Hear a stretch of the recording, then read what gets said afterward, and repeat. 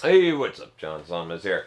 So today I'm doing a review on a book. It is called The Evolution of Desire. You can check it out here. I listened to the audio version of this book. First of all, what is the book about? It's one of those books that's akin to that book I read a little while ago. And one of the things I really like to do is to read lots of different opinions, sometimes conflicting ones, all at once to really get a lot of information on the subject. This book is essentially about human sexuality, and it's one of those raw books about it that doesn't try and make things politically correct and just kind of reports on the facts. Sperm Wars was very similar on that, except it was more of a story format, and this one is just based on research and has a lot of kind of cold hard truths, I'd say, in it. So think of this as a book that's more like, if you were studying a species, let's say you're an alien and you're like looking at the mating habits of humans, both male and female, this would be what you'd be writing, or this would be what you'd be reading. Well, the author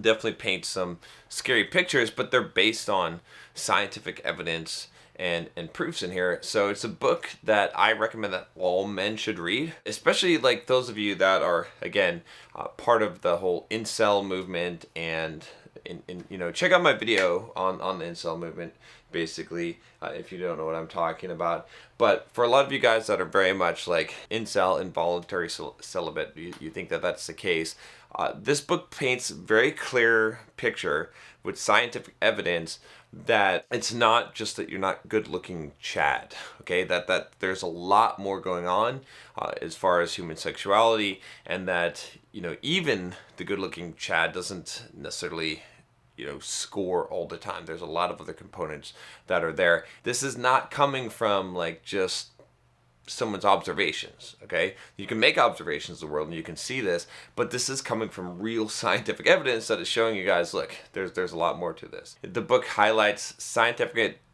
evidence showing that women do not value looks nearly as much as men, and it's not even close. Not trying to say, and I don't think the book's trying to say that the looks don't matter at all, but it's saying that there's definitely a huge difference, right? And there's a ton of information and studies that back this up. One of the most compelling ones that is quite interesting, just on human behavior, right, is that there's a study on a college campus. Basically, they had guys and girls, right, that were attractive go up on college campus and ask members of the opposite sex, various questions like, would you date me?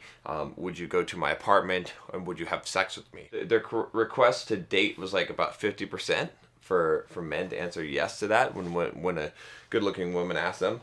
To go to the apartment, it was 69%, and to have sex, it was actually 75%. So it was higher, right? It was the highest thing. Think about this, okay? More men said that they would have sex with a random woman that they found attractive than they would date her.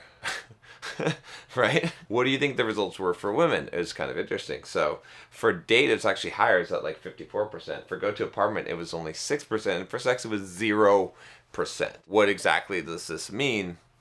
If you think about it, it means that there's a lot more going on as far as, right, basically it kind of really shows you that guys are pretty much, that their sexual trigger is attraction. If they see a girl that is good looking, they're gonna 75% of the time, they're gonna, or 75% of guys will just go and have sex with her right then, right? This was on the college campus.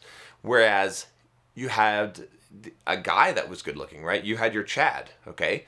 For you incel proponent people, okay? So you had your Chad going up to women randomly and asking them if they want to have sex, and 0 of them, 0%. A lot of you, I think you have in your mind that being a good-looking masculine man, is going to ensure that you're going to get sex, that you're going to get women. It's not enough, right? I mean, in this case, right, and this is why I emphasize this, and everything in this book kind of emphasizes this point, is that that's not enough. Yes, that helps, but even being, they had a really good-looking guy. They had several. They tested this.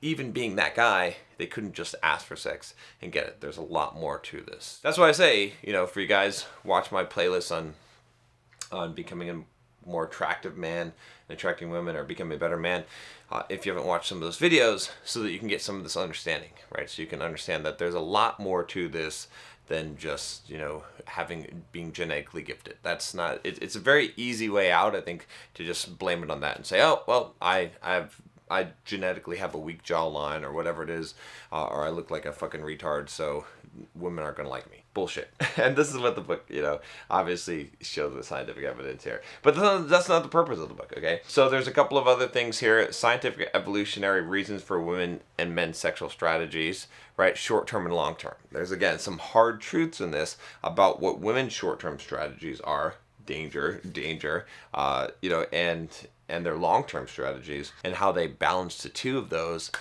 So there's some scary stuff in there for sure. Basically, what it comes down to is that women are primarily driven by men who have resources and provide them to her. This is, you know, again, I'm not just making this up. This is like well researched in that book. Men are primarily driven by health and youth, obviously. So read hotness, right? Which you could probably have guessed.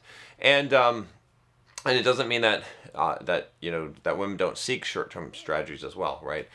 There's, again, like I said, lots of similar content in Sperm Wars, and you can see that, and it's interesting, but it is reality. This is, you know, the observations that have been made. There's also, you know, if you think about this, some explanations here for male dominance and patriarchy ideas, right? What do I mean by this, right? I don't want to like open up a big fucking can of worms here, but what it means is that from a human biological evolutionary sexuality perspective, if men are primarily rewarded, if women are basically seeking men that have resources and will provide them to her, then that means that acquiring resources is more valuable for men to do, right, than women. They're motivated by that because that influences their desirability as a mate and their options for sexual partners, okay?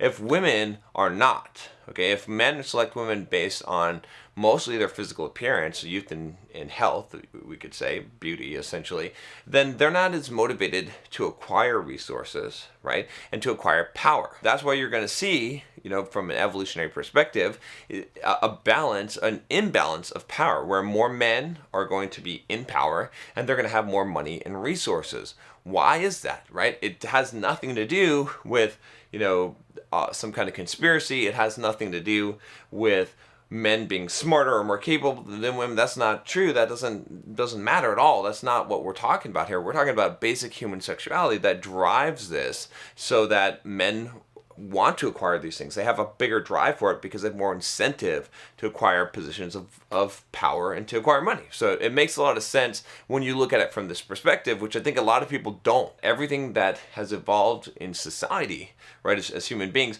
ultimately comes down to a sexual origin.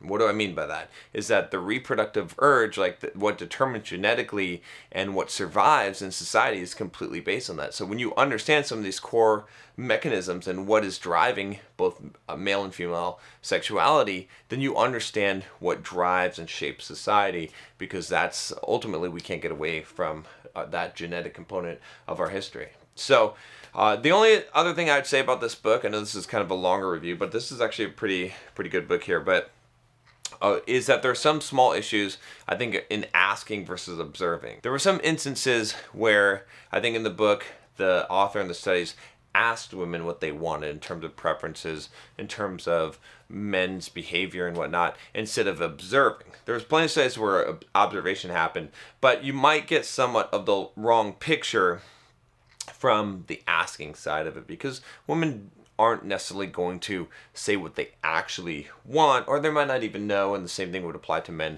as well. But it's a little bit easier and obvious when you look for what men want, you know, as far as attraction and sexuality. So that's the only caveat I would say, but I would say definitely a good book to read on human sexuality, you know, right up there with Sperm Wars. Lots of hard truths, a lot of stuff that you're not going to want to believe, but it's better that you know this kind of stuff so you understand what's happening from a biological perspective, because that drives a lot of human behavior. All right, that's all I have for you today. If you haven't already, make sure you click the subscribe button below, click the bell so you don't miss any videos. I'll talk to you next time. Take care.